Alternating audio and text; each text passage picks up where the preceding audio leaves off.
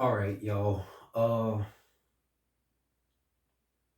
About 2 days ago on Valentine's Day, I watched the movie The Gorge with Anya Taylor Joy and Miles Teller. Now, my original intention for watching the movie is because I'm a big Miles Teller fan. I like him in just about every movie he's been in. So, even though I don't actually like Anya Taylor Joy, I don't really like her. Quite frankly, her face kind of weirds me out a little bit. I will suffer through an Anya Taylor Joy movie if Miles Teller is in it. I'll suffer through seeing her for Miles Teller. And I'm glad I did too. Because it was a great movie.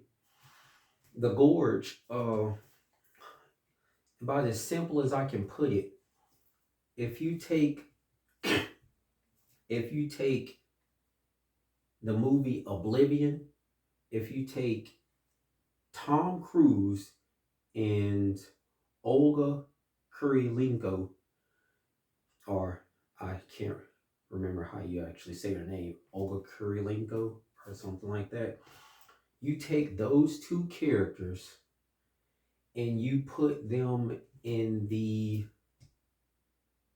setting of the movie Annihilation, that movie with Natalie Portman and Jennifer Jason Leigh. You put them in that setting and you give the overall movie look a Blade Runner 2049 kind of look to the entire movie. So you take the Oblivion characters, put them in an annihilation situation, and you give the movie a Blade Runner 2049 look. And that's how you get the movie The Gorge. Now,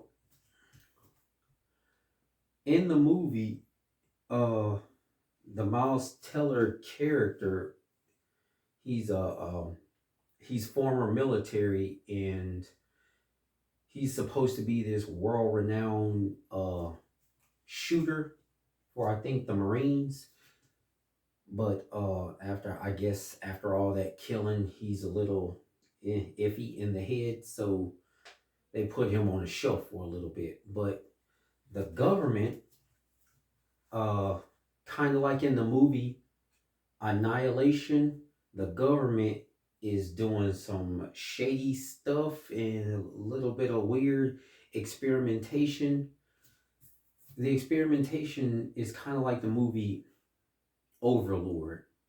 It's kind of like they took the intentions from the movie Overlord, where the government had the intentions of doing this for the country, for their respective country, but the Overlord, the movie Overlord's intentions had the movie Annihilation's effect on everything. Well, everything in the gorge, but they want to keep that on the hush hush, which comes back to the movie the characters of Miles Teller. They want the government wants him to guard his side of the gorge. It's like some kind of Grand Canyon type of deal, but underneath, but inside of the Grand Canyon is all types of. It's pretty much the shimmer inside of the gorge. It's pretty much the shimmer situation in there, and on this side of the gorge, you got the Miles Teller character, and on this side you got the Anya Taylor Joy character. And well, the Miles Teller and Anya Taylor Joy characters get along like Oblivion's Jack and Sally, the redhead in the beginning of the movie.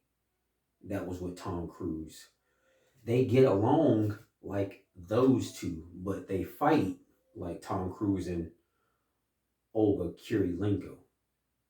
They they have the chemistry of Jack and Sally, but they fight like Tom and the Olga Kurylenko's character from Oblivion.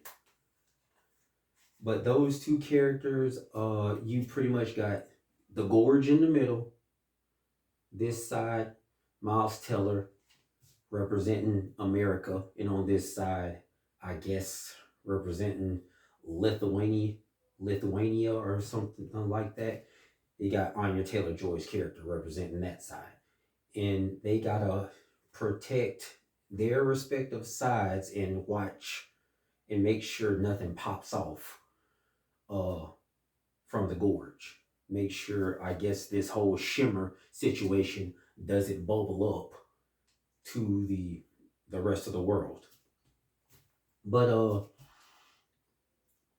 it just so happens that the Anya Taylor Joy character, it's her birthday, and she's pretty much tired of just watching some empty gorge, though nothing ever pop off, and she tired of just standing and watching on her post. So she pretty much just kind of writes a note like a, hey, what's up? It's my birthday. Let's celebrate type of deal to the Miles Teller character. And on his side, he reads the note. Notes get passed back and forth. They develop a kind of kinship. And I guess somewhere along the lines, Miles Teller invites her to dinner, but it's kind of hard to do that when you know you got like a whole Grand Canyon situation. It didn't end well for Thelma and Louise, but hey, for Bougie, the guy will find a way to make it over there, and he did. And they started spending a little bit of time together. And while that happened, because of all the noise that's happening topside, that whole shimmer situation that was supposed to stay quiet as long as you stay quiet and just mind your own, yeah, they didn't mind their own. So now that whole shimmer situation is like, hey, what's going on up there? Let me check it out. And now you got all the chaos of down there starting to bubble up. And now the Miles Teller and Anya Taylor Joy characters, they gotta contain that and push it back down. But while that's happening, uh the Miles Teller character kind of falls into that whole gorge thing. And because she's now emotionally involved, she goes after him, and now shenanigans ensue, and they got to make their way back to civilization. But while they're in there, they are pretty much in the movie Annihilation, where all the animals, all the people, all the landscape, it is completely changed, and it looks weird down there. Um, how do I explain it? The government was doing some shady stuff. Weird experiments were going on down there, and now because of that, it has affected that whole entire zone in the gorge. But the government doesn't want everybody to know about that, so they have these representatives guard it and make sure it doesn't bubble over.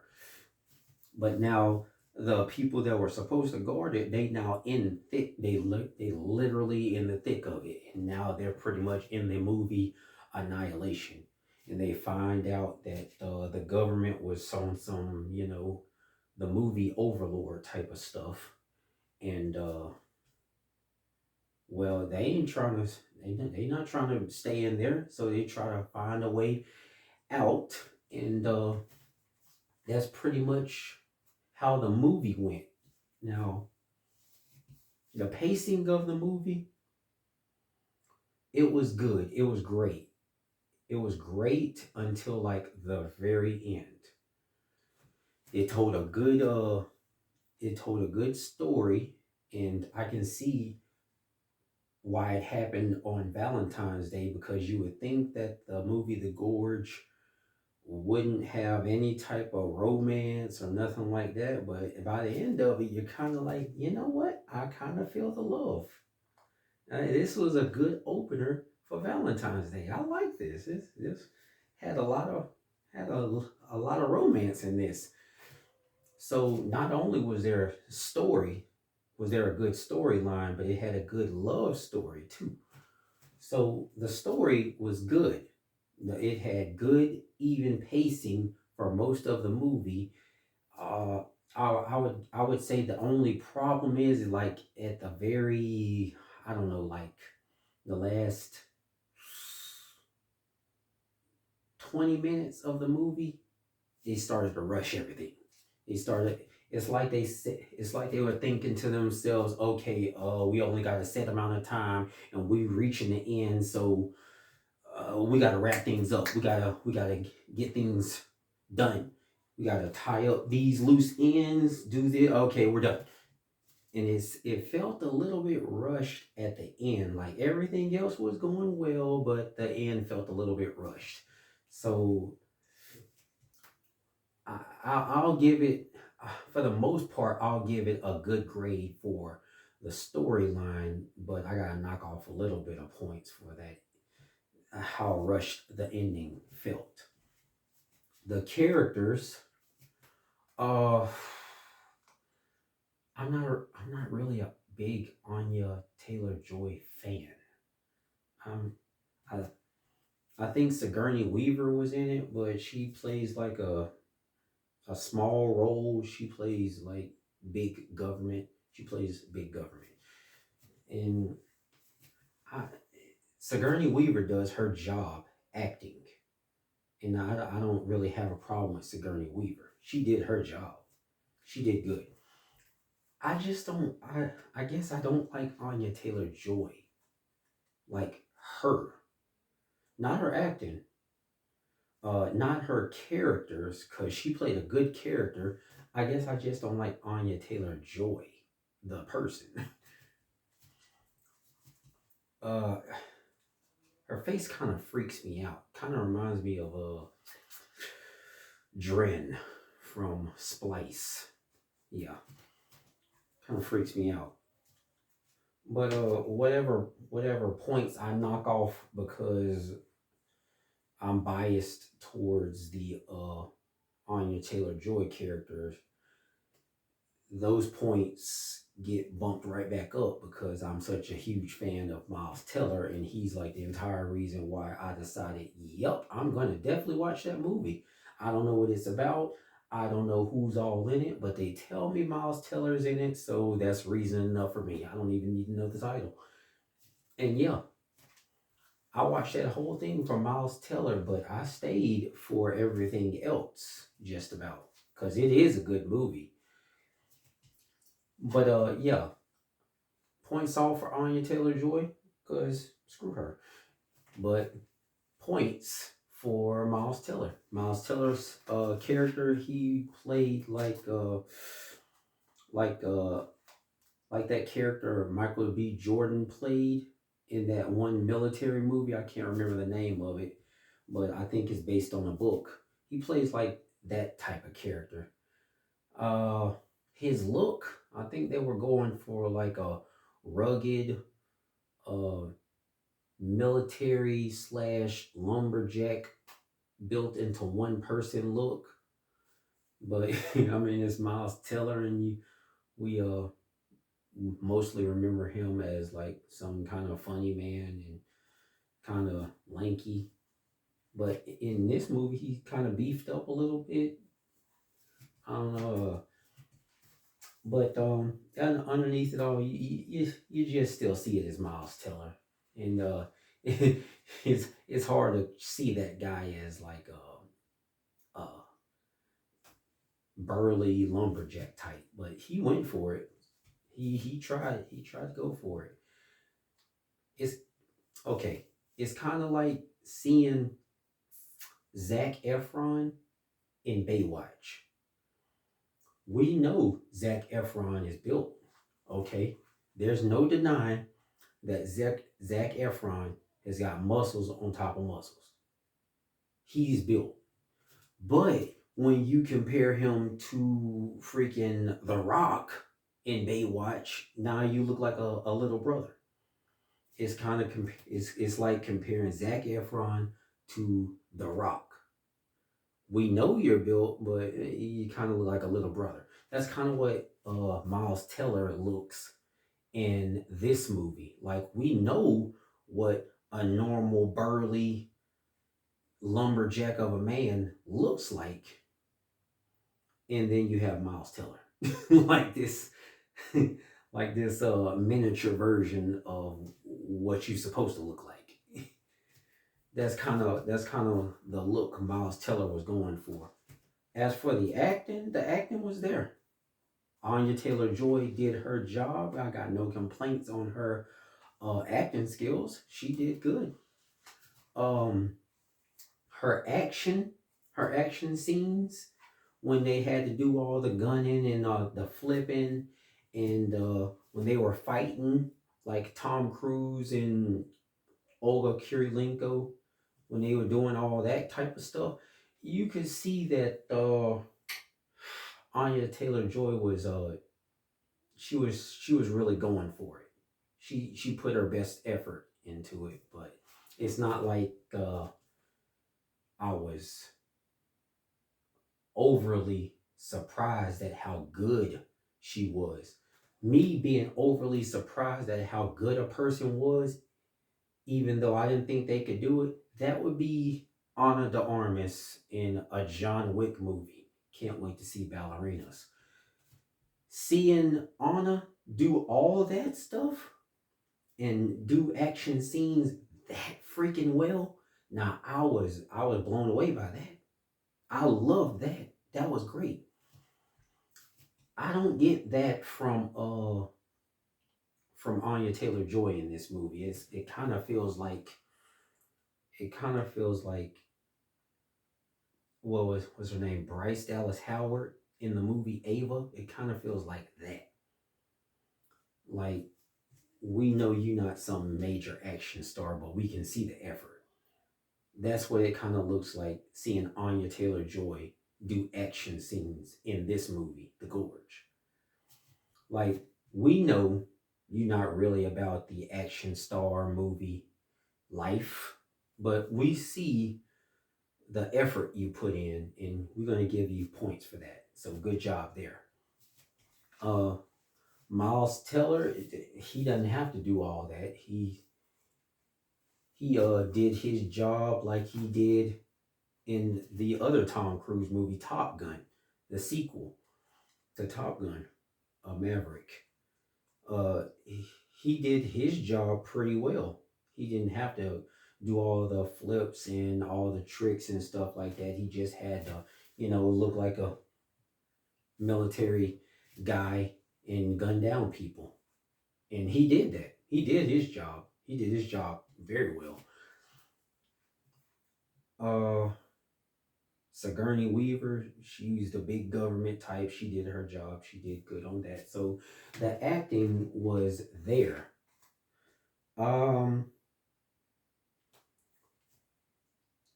the setting. The setting, besides Miles Teller, the setting was my favorite part of the movie. The set design. Oh my goodness. I'm telling you, it was like Blade Runner 2049. How pretty that movie was, how great looking that movie was. That's kind of like a tiny bit smaller version of Blade Runner 2049. Like you can tell a lot of money went into Blade Runner 2049, and in this movie they really went for it with the look, and I can tell, and I love that part. It looks so. I mean, the movie's called The Gorge, and in my mind, Gorge got to be short for gorgeous because the movie looks so good. All the set designs, all the places that they visited, the creature designs. Oh, it looks so good. It looks so good. It's got like some type of tint to it for every place that you visit. Like you visit this place, it's got like a red tint to it, and you visit another place where there you on another set, you got like an orange tint, a blue tint for another one, and it just looks so good. It just sets the mood for everything. Speaking of setting the mood, the music was pretty much just all mood music.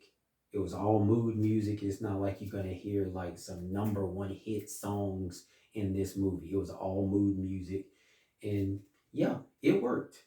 It worked. It was there, and you, quite frankly, you barely notice it, but while you're watching the movie, it does its job to set the tone, to set the mood.